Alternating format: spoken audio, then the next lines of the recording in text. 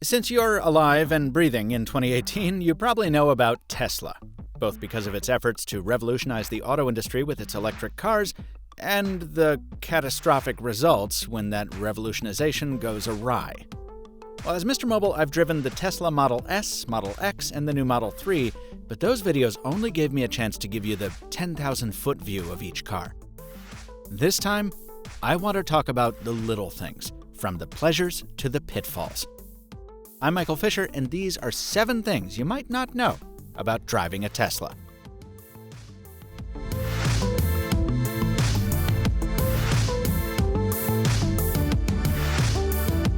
For some of the driving in this video, I went hardcore with a monster Model S P100D. I'll explain what those numbers mean in a second, but it's basically the baddest Tesla you can buy, short of a roadster. I rented it from TeslaRents.com, and if you live anywhere near Boston, you can rent this same car, or the 70D, at the same website. A warm thank you to Tesla Rents for the loan that made this video possible.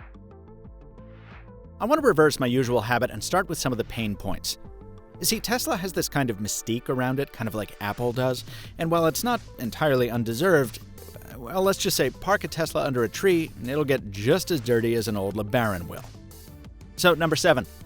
Teslas are high-tech cars, and high-tech anything can have bugs.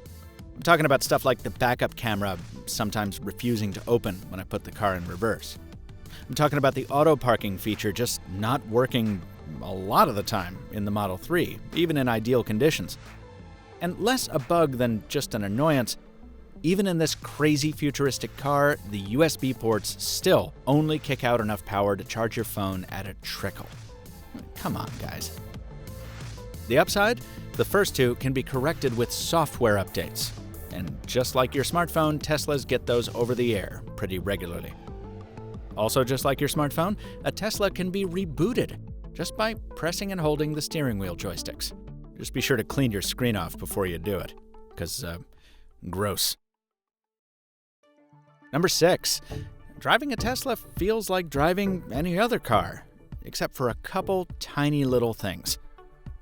First off, when you're in gear in a regular gas-burning automatic and you let your foot off the brake, the car will creep forward. By default, a Tesla will not. It'll just sit there until you press the accelerator.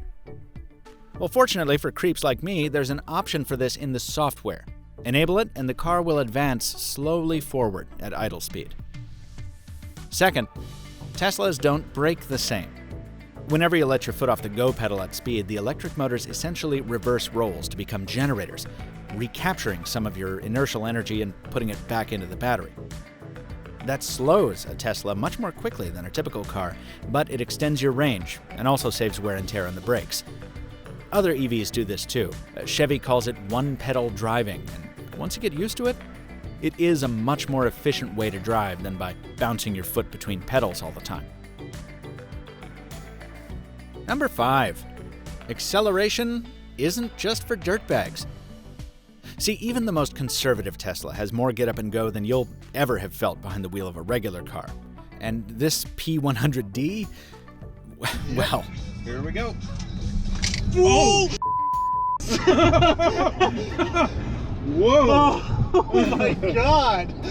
But the thing is, footage like this tends to emphasize all the wrong aspects of power. You know, that it's only useful for drag racing. Used properly, acceleration is safety.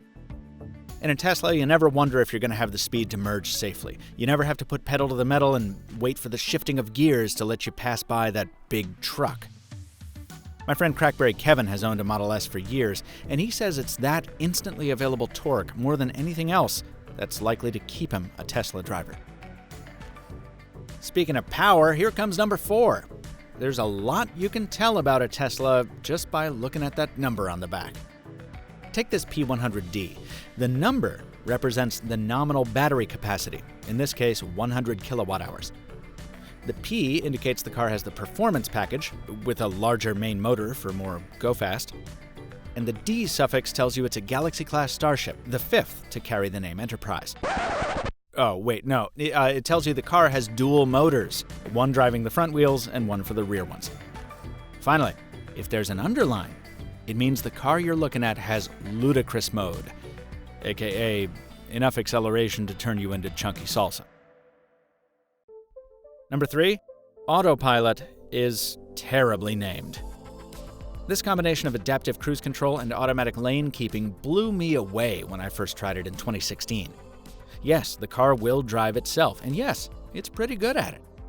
But it still can't tell a traffic light from a tree, nor will it stop for a stop sign, nor will it save you from a collision in all circumstances. This is why Teslas always insist you pay attention to the road even under autopilot, and the car confirms every few moments that you're keeping your hands on the wheel. It can tell. If you don't, it'll disable the feature for the rest of your drive. That's a great safety measure, but it doesn't stop people from routinely overestimating the car's abilities. Bottom line, Autopilot is nowhere close to being a fully self-driving solution, so it shouldn't carry a name that implies that it is. Hitting the home stretch with number 2, Teslas do indeed work in the wintertime. See, most of the Tesla-owning Mobile Nations team lives in colder climes. Derek the Tesla Kessler in Ohio, and the aforementioned Crackberry Kevin in Winnipeg. We all have nicknames because we're all adults. Kevin parks his Model S outside in minus 30-degree temperatures, but he uses the remote preheating function so he never gets into a cold Tesla. But you may be saying, most batteries aren't very happy at very cold temperatures, so how does this battery-driven car perform after it's been in the deep freeze of a Chicago winter overnight? Well, as this helpful blog post points out, you can hop into a frozen Tesla and take off, no problem. But you will lose performance and range. I've seen reports of up to 40% temporary range reduction in cold weather. This is a problem all EVs have to contend with. And another important thing to note, you won't have regenerative braking until the battery warms up, since charging a cold battery can damage the cells. And remember, regenerative braking is just recharging the battery with the motors. This helps explain why I see a lot more Teslas in Florida than in Boston. The number one thing you might not know about driving a Tesla also applies to any electric vehicle. If you're an American buying an EV because you want to be more environmentally conscious, you've probably wondered just how green you're being if the power you use to charge that car comes from, say, coal or gas power plants. Well, according to this excellent article in Wired, the answer varies depending on where you reside. If you live in, say, Missouri, driving an electric vehicle does as much damage to the environment as does a gas car that gets 39 miles a gallon, because Missouri gets most of its power from coal. If you live in California, which will generate half of its power through renewables by 2020, driving an EV is like driving a car that gets 109 miles per gallon. And as the country as a whole moves away from fossil fuels over time, electric vehicles on the whole get cleaner, which doesn't happen with gas-burning cars. Now, these cars are not 100% clean by any means. There are other issues to consider when it comes to battery sourcing and recycling. I'll have to cover that in a separate piece. If you're interested, let me know in the comments. And please subscribe so you don't miss future videos. But before you go scampering off, I've got a bonus fact for you, which also relates to charging. See, it pays to stick around to the end. You probably know that a Tesla supercharger is like a gas station just for Teslas. It tops them up much faster than a regular charging station will. But did you know that your charging speed actually depends on which space you choose? See, each stall is numbered, and each pair of stalls shares a transformer. So for the fastest charging on the go, pick a supercharger where both of the pair are unoccupied, if you can. That tip from Derek Kessler. One more thanks to him, to Kevin Mitchelluk, and of course, to TeslaRents.com for the time behind the wheel of this ridiculous P100D. Folks, thanks for sticking with me through this longer form than usual video. Please leave your own Tesla tips and questions down in the comments. Until next time, thanks for watching, and stay mobile, my friends.